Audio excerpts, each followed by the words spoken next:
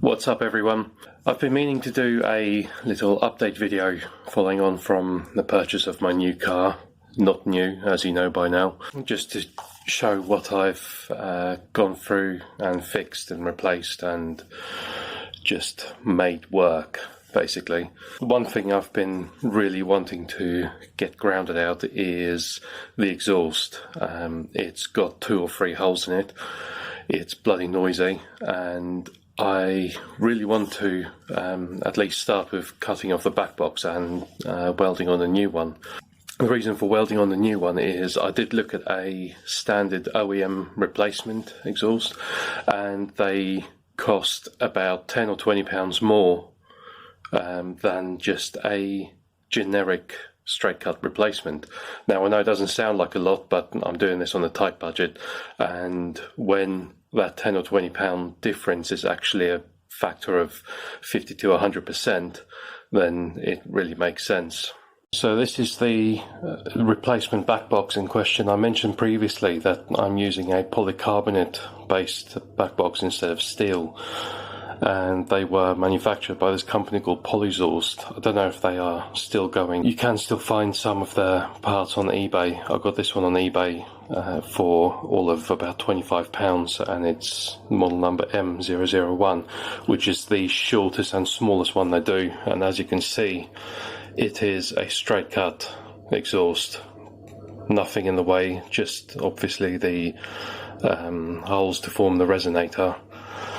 Other than that, it's 2-inch diameter, which is, it's only a couple of mil or so bigger than the standard exhaust on the Lanos, so it should be a fairly straightforward affair to fit it. So I've been wanting to get outside almost every day to fit this exhaust, or at least make it quieter and make it a bit more bearable.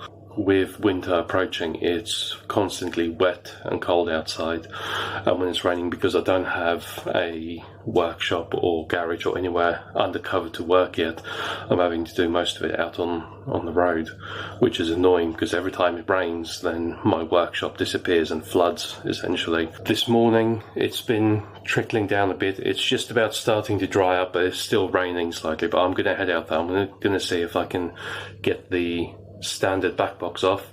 I'm not very hopeful because I'm fairly certain it's going to be seized on there as hell, and chances are I might have to just cut it off. If that's the case, then I'm going to have to buy some more exhaust tubing before I can get this up and running. I might as well get out there and see what I can work out. Also, another little annoyance I found now that it's getting colder and windows are misting up when you get in the car in the mornings, the control cables for all of my HVAC stuff, all the blowers and the fan speed controller, etc. Most of them are broken, which is a typical Daewoo thing. The last 2 Lanoses I had, the same thing happened. It's like bike brake cable control basically, and if the clip that holds the sheath in place snaps off, then you lose use of the cable. I found 2 of the 3 cables are snapped at both ends, so it's a bit of a tricky repair, and I've had to take apart some of the dash to get behind that, and it's a bit of a tight mess, but slowly getting there, trying to replace and repair all of it. So obstacle number 1, this is the flange that holds on the back box, and as you can see from those 2 nuts, they are well and truly seized on there. I've just soaked in WD-40, going to leave it for a few minutes just so I don't round them off too much, but I'm going to get the jack under the car, get some more swinging space for a breaker bar. Worst case, I'll just cut it. And this is how the dash currently sits. That panel was completely disconnected and sitting on the floor until yesterday, but I've connected the cables back up. You can see a cable tie jutting out. I still need to reattach that to hold the cables in place, but I just need to get the head unit out and that little cubby hole below it so I can move everything down and actually get my hands in behind it, because that is all of the space that's currently available. Also, I've got these Subaru Impreza WRX STI V1 seats in here. Very comfortable. They're a lot more rigid, I found, than the standard WRX seats. But yeah, good fun.